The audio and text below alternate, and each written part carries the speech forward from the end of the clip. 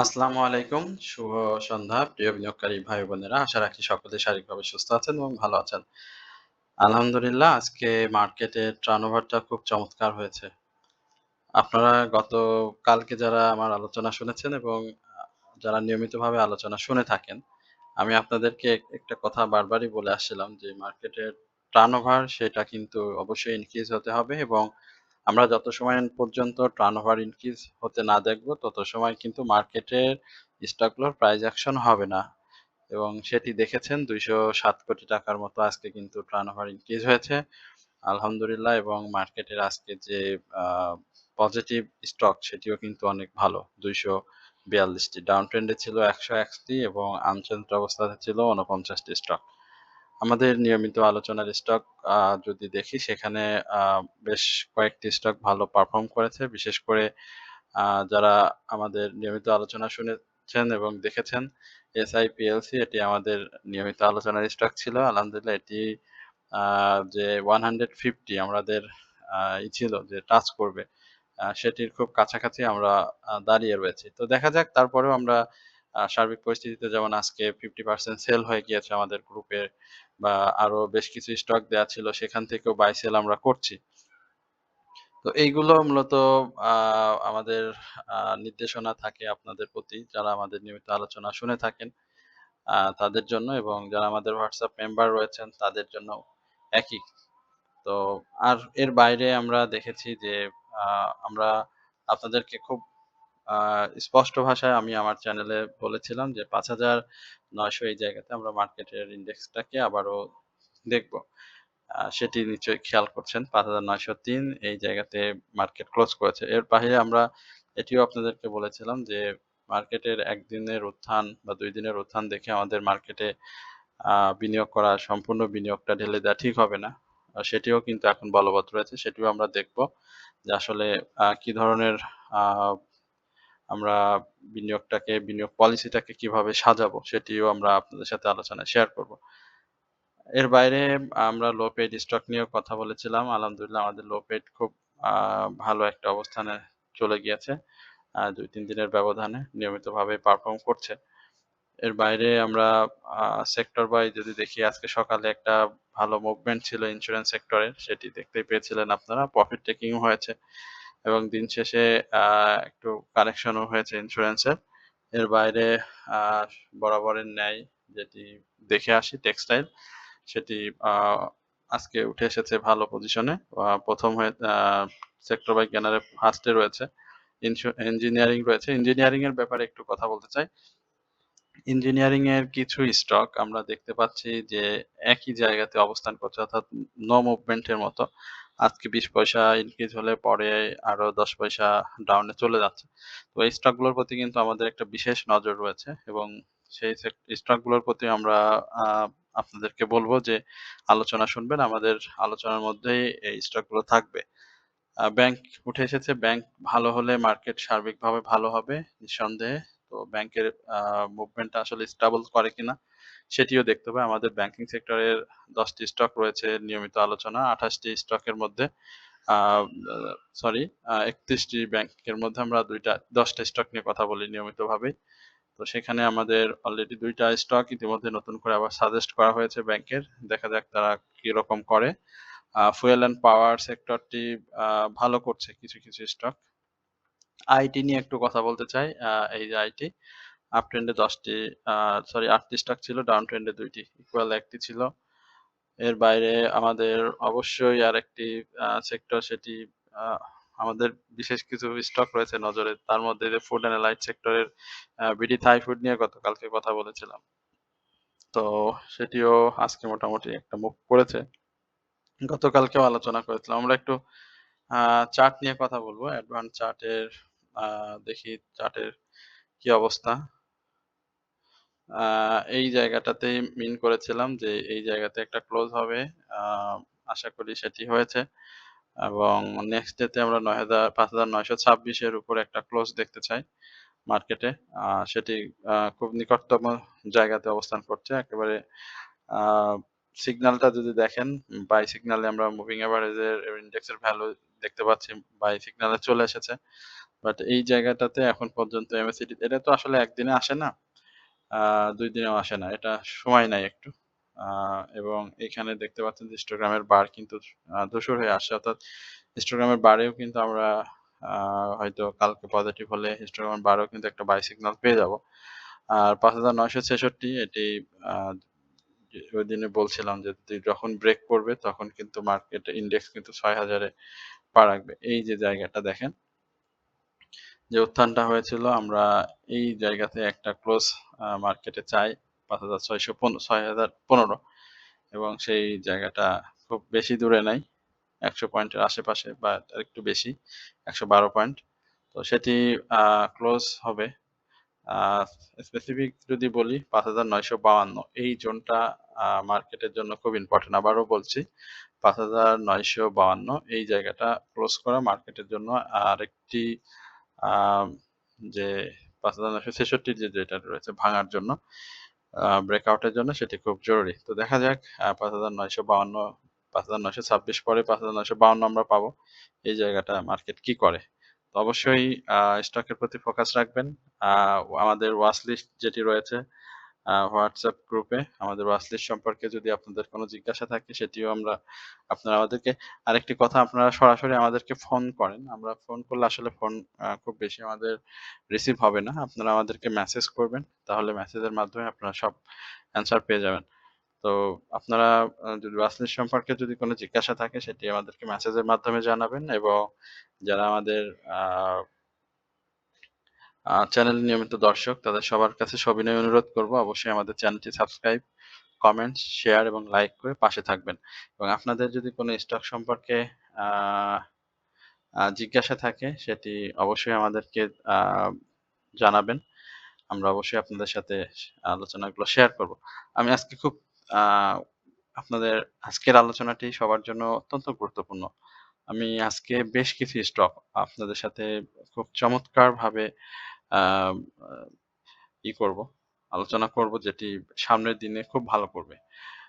But আমি একটা কথা বলি, আমার আলোচনা শুনে কেউ আ নিজের আমার উপরে ছেড়ে দিয়ে বাই করবেন না। আমার আলোচনা আপনাদের আ যেই চিন্তা ভাবনা, আপনাদের রিস্ক ম্যানেজমেন্ট সবকিছু বিবেচনা রেখে আপনারা আলোচনার সাথে মিলে গেলে আপনারা স্টক বাই করবেন। বাট শুধুমাত্র আমার আলোচনা শুনে বাই করবেন না। এটি আপনাদের কাছে আমার আ বিশেষভাবে একটি অনুরোধ রইল। আমরা তমিজ নিয়ে একটু কথা বলতে চাই। আজকে আপনারা দেখেছেন যে তমিজউদ্দিন টেক্সটাইল আ আচ্ছা, তমিজউদ্দিনের ১ম কথা যেটি বলি যে ৳১৩০ য় তার যে প্রাইস অ্যাকশন টি ছিল এই জায়গাতে একটু দেখেন।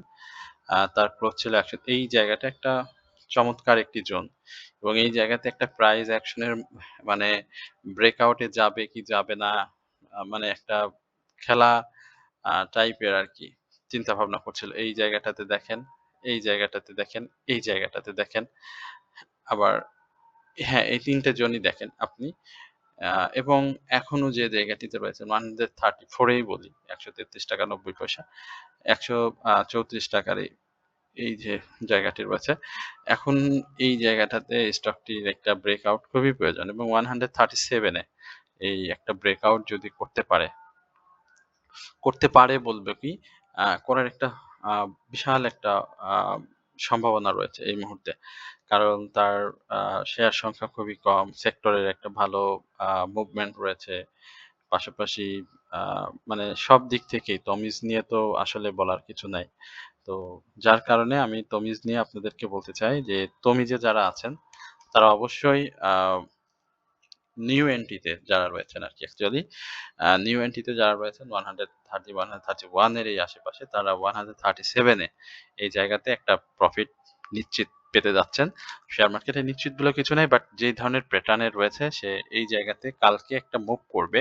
করার পরে আ যদি সে ক্লোজটা স্বাভাবিকভাবে দিতে পারে। যদিও ক্যান্ডেলটা খুব বেশি একটা না। বাট ক্যান্ডেলের যে এইটা রয়েছে এবং ভলিউমের যে সামঞ্জস্যতা রয়েছে সেই জায়গাতে 137 এর একটা ক্লোজের সম্ভাবনা রয়েছে। 137 এ যদি ক্লোজ করে থাকতে পারে তাহলে 144 এই ব্রেকআউট এর একটা চান্স থাকবে। Recent breakout. আর ইয়ারলি ব্রেকআউট 169.4 এটাও আমরা নজরে রাখবো তখন, যখন সে তার গন্তব্যটাকে স্বাভাবিকভাবেই আ সামনের দিকে নিয়ে যেতে চাইবে। আর এখন যেটি হচ্ছে সেখানে ভলিউম ধরে রেখে আজকে ইনক্রিজ করেছে এবং RSI টাও চমৎকার। হিস্টোগ্রামের বারগুলো ধূসর হয়ে আসছে। সবকিছুর কম্বিনেশনে এখন সে সামনে প্রাইস অ্যাকশন এর একটা চেষ্টা করছে। সুতরাং তমিজকে আ বাদ দিয়ে এই মুহূর্তে আপনার বলব যে আম আ বাই যদি করতে হয় তমিজকে আপনাদের সাথে রাখতে হবে ইনশাআল্লাহ। তমিজ আ ভালো করবে। এরপরে আমরা নিয়মিত আলোচনা আরেকটি স্টক আপনাদের সাথে আমরা শেয়ার করি সেটা হচ্ছে ক্রাউন সিমেন্ট। এখন ক্রাউন সিমেন্টের যেটা হয়েছে সেটা আপনারা দেখতে পাচ্ছেন এখানে হিস্টোগ্রামের ক্যান্ডেল যেটি এসেছে সেটি ভালো আসেনি। আ যদিও আ গত দিনের হাই এর উপরে ক্লোজ করেছে ক্রাউন সিমেন্ট। এখানে ক্রাউন সিমেন্টটা আ আপডেট হয়নি সম্ভবত। না আপডেট তো হয়েছে। ভলিউমটা যেটা এটা আমার কাছে ভলিউমটা আসলে আ দিনের আ শুরুতেই আ একটা আ যে ১ টা ২ টা ৩ টা করে ভলিউম আপনারা যদি দেখেন যে মোট ভলিউম হয়েছে ৫,০০০ সামথিং। আ তো সেই ভলিউমে ৪,৫০০ ই হচ্ছে বাই। ঠিক আছে? তো আ ১ টা ২ টা করে ভলিউম হয়েছে। আ যদিও যে শেয়ার সংখ্যা যে একেবারে পাবলিকের কাছে নাই তা না কিন্তু ৬ কোটির মতো শেয়ার রয়েছে। সুতরাং ভলিউমটা একটু আ ইস্যু। তো আজকে ভলিউমটা ইচ্ছাকৃত হয়নি বা ভলিউমটা আ ইনক্রিজ ও হয়নি। যার কারণে আজকে কিন্তু লেনদেনের এই ক্যান্ডেলটা খারাপ এসেছে এবং আগামী দিনে এটি আ একটা আ কারেকশন জোন তৈরি করবে। তো আমরা সেটাই আগে দেখব যে কারেকশন জোনটা আসলে আ সে কি ধরনের করতে চাচ্ছে, হ্যাঁ? অবশ্যই কারেকশনটা আমরা কিন্তু মাথায় রাখবো। আমার কাছে যেটা মনে হয় যে ৳৬৬ আবারও বলি ৳৬৬ এই জোনটি বিনিয়োগকারীদের অ্যাকচুয়ালি এন্ট্রি পয়েন্টটা আপনার ৳৬৩.৩০ র আশেপাশে যদি নিতে পারেন, তাহলে ৳৬৮ য় আপনি এই স্টকটি পাবেন। মানে আমি যে আজকে আলোচনা বললাম যে খুব গুরুত্বপূর্ণ। এটা কেন বললাম যে আমরা রিসেন্ট টাইমে মার্কেটের এই ভালো এই সপ্তাহ সামনের সপ্তাহের মধ্যে যে একটা মুভমেন্ট এর যে একটা পাবো, যদি খারাপ কোনো কিছু না হয় সামনে তাহলে আমরা ছোট, ছোট একটা প্রফিট নিশ্চিতভাবে আমাদের যে স্টকগুলো থেকে ধরা দিবে, সেই স্টকগুলো নিয়ে আজকে আলোচনাটা সাজিয়েছি। সেখানে ক্রাউন সিমেন্টটা আপনারা মাথায় রাখতে পারেন। ইনশাআল্লাহ এটি অবশ্যই, অবশ্যই আ আপনাকে একটা প্রফিট দিবে। আশা রাখি। এরপরে আমরা আ সেল সিগন্যালে আছে বাট এটা আ প্রাইস অ্যাকশন এ গেলে ভলিউম হলে আবারও সিগন্যাল সহজেই চেঞ্জ করে ফেলতে পারবে। আমরা হাক্কানি পাল্প নিয়ে একটু কথা বলতে চাই। হাক্কানি পাল্প নিয়ে আমরা নিয়মিতভাবে আলোচনা করেছি। লো পেইড এর যে স্টকগুলো প্রাইস অ্যাকশন এর জন্য রেডি অবস্থাতে রয়েছে তার মধ্যে হাক্কানি পাল্প একটা অন্যতম স্টক। আমরা 82 তে হাক্কানি পাল্পের একটা ক্লোজ আপনাদেরকে বলেছিলাম 83, 84 এ। আ এখন সে একটা আপস অ্যান্ড ডাউনস এর মধ্যে রয়েছে। আ আশা করছি যে এটি সে ব্রেকআউট করে ফেলবে। এবং এখন তার যে ব্রেকআউট সেটি কিন্তু অবশ্যই ৳৯০ র আশেপাশে হয়ে যাবে। তো আ আ রিসেন্ট যেটি 87, 86 বা 87 এর এই জায়গাটাতে একটা রয়েছে। দেখা যাক সেটা সে করতে পারে কিনা। আমার বিশ্বাস করতে পারবে। যেহেতু আ অন্যান্য সেক্টরের মতো পেপার অ্যান্ড প্রিন্টিং সেক্টরেও আ ভালো করছে এবং এই স্টকটির পাবলিকের কাছে শেয়ার সংখ্যা খুব বেশি না। আ এটি আ আমি বলব যে একটু ধৈর্য ধরে যদি রাখতে পারেন অবশ্যই 86 এ 87 এ আমি বারবারই বলছি। 87 এর এই জায়গাটা আপনি পেয়ে যাবেন ইনশাআল্লাহ। আশা করি হাক্কানি পাল্প নিয়ে আর খুব বেশি বলার প্রয়োজন নেই। এখানে বাই সিগন্যাল রয়েছে। হাক্কানি পাল্পটা ধরার চেষ্টা করবেন যারা আ বাই করতে চান। প্রিয় বিনিয়োগকারী ভাই-বোনেরা, আপনাদের সবার প্রতি আ উদাত্ত আহ্বান, সবিনয় নিবেদন, অনুরোধ যেটিই বলি না কেন, অবশ্যই আপনারা আমাদের চ্যানেলটিকে সাবস্ক্রাইব করবেন। আপনাদের প্রতি এটি আমাদের আ অনেক, অনেক বড় একটি চাওয়া। আশা করি আপনারা আমাদের এই চাওয়াটি পূরণ করবেন। আমাদের কাছে আমাদের আর তেমন বড় কিছুই চাওয়ার নেই। আ এবং লাইক, কমেন্ট, শেয়ার করবেন। আপনাদের যদি কোনো স্টক সম্পর্কে জিজ্ঞাসা থাকে সেটিও অবশ্যই আপনারা আমাদেরকে লিখে জানাবেন। কমেন্ট সেকশনে আমরা সেখান থেকে আপনাদের আ স্টক নিয়ে অবশ্যই পরবর্তী সময়ে আলোচনা করব। আমরা একটু বিডি থাইফুড নিয়ে আবার কথা বলতে চাই। কালকে বিডি থাইফুড নিয়ে কথা বলেছিলাম। এখানে আ এই যে শ্যাডো রয়েছে একেবারে এই জায়গাটাতে কালকে একটা পজিটিভ মুভমেন্ট আমরা হয়তো বিডি থাইফুডে পাবো। এখানে ৳25.50, ৳25.60 এই জায়গাতে একটা ক্লোজ আ হতে পার দিতে পারলে ভালোই হয়। ৳25.80 একটা ক্লোজ চাই কালকে, হ্যাঁ? দেখা যাক। আ এটি যদি দিতে পারে, আম ২৭.৫০ এ একটা ধাক্কা আমরা পাবো। প্রাইস মুভমেন্ট ধাক্কা আরকি। সেই ধাক্কায় বিনিয়োগকারীরা একটা প্রফিটের সুযোগ পাবেন এবং সেল প্রেশার ফেস করবে। বাট সর্বোপরি যদি বলি, বিডি থাইফুড কিন্তু অবস্থা সুন্দর। সে হয়তো খুব বেশি নড়াচড়া করছে না। কিন্তু সে কিন্তু তার জায়গাটা গুছিয়ে নিয়েছে। সামনের দিনে আ মুভমেন্ট মুভমেন্ট তৈরি করে প্রাইস অ্যাকশন এর জন্য। এখন মুভমেন্ট তৈরি হয়েই আছে। অনেক কারেকশন হয়েছে। অ্যা ভালো কারেকশন হয়েছে স্টকটির।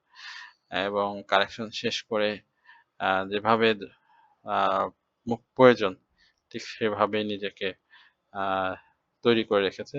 আশা করি যে খুব নিকটতম সময়ে আমি জানেন যে আমি নিকটতম সময় বলতে ১-২ মাস আপনাদের সামনে বলি না। সবসময় বলি এই কথাটা।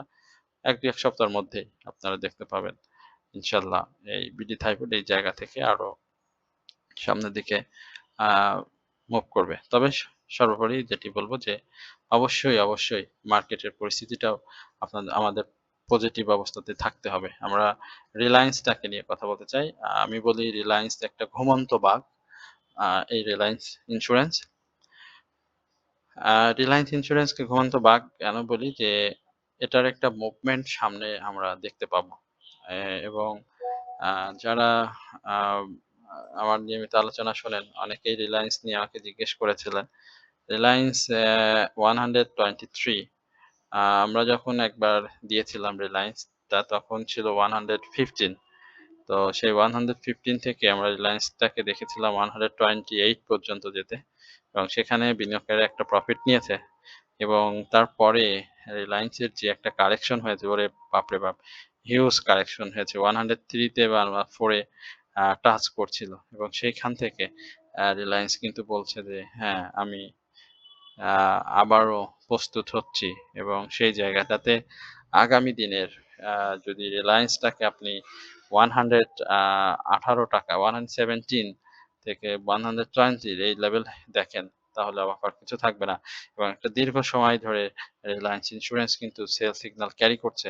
বাট তারপরেও সে তার প্রাইস অ্যাকশনটা ধরে একেবারে ওপেন উন্মুক্ত আলোচনা আপনাদের সাথে এটি আমি শেয়ার করলাম যে রিলায়েন্সটা আ ভালো করছে এবং ভালো করবে।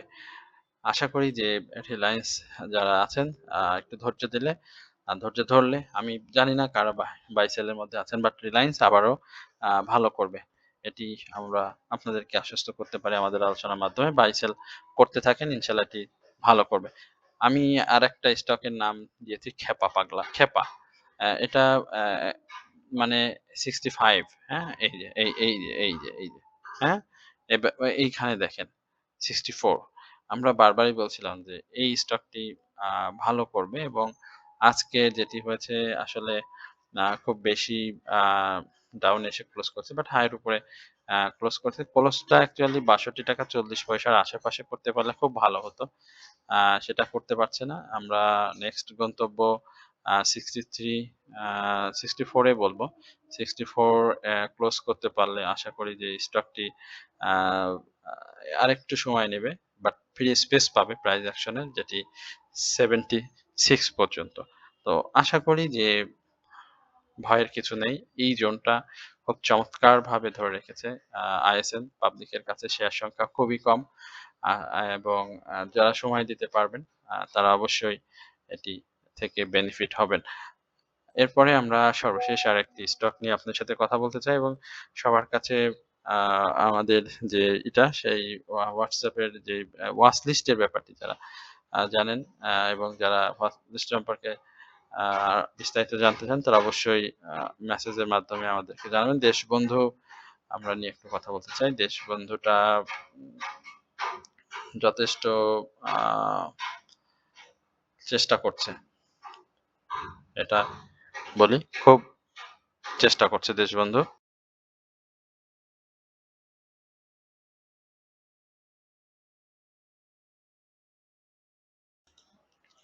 আজকে একটা মুভমেন্ট এর জন্য তৈরি হয়েছিল।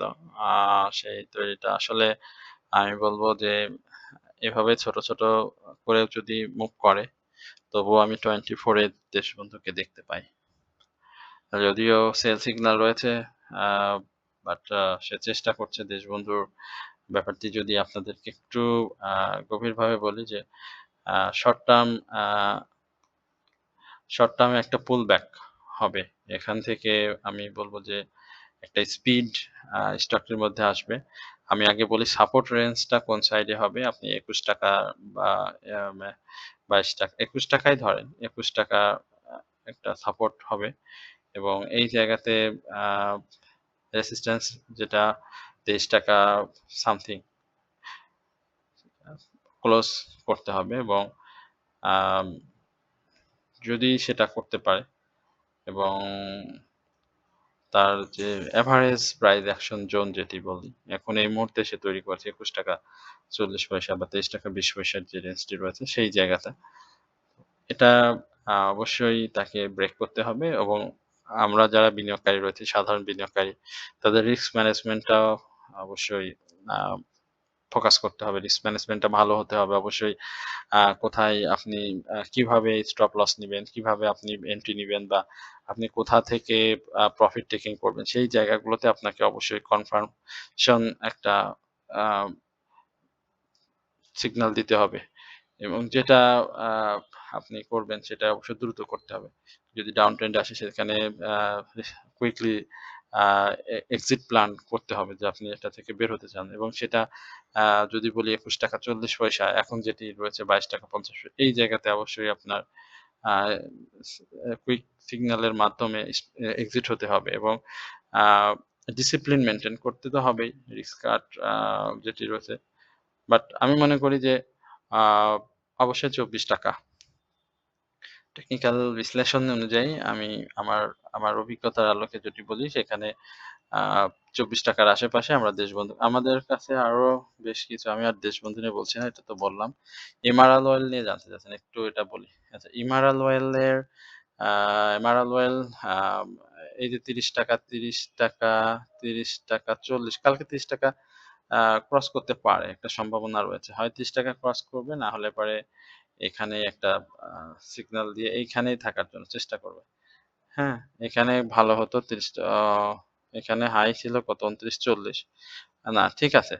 না ৳৩০.৩০ আর এই জায়গাটাতে ৳৩০.৩০ এই লেভেলটাতে সে থাকার চেষ্টা করে। এমারাল্ড ওয়েলের আ গন্তব্য অবশ্যই সঠিক ওয়েতে রয়েছে এবং আমি মনে করি যে এমারাল্ড ওয়েল সঠিক জায়গাতে রয়েছে।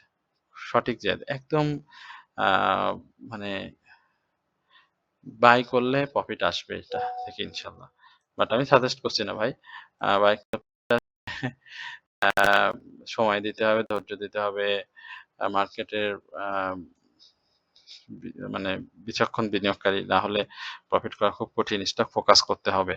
আ অনেক সময় পোর্টফোলিওতে অনেক টাকা থাকে কিন্তু বাই করার মতো স্টক খুঁজে পাওয়া যায় না।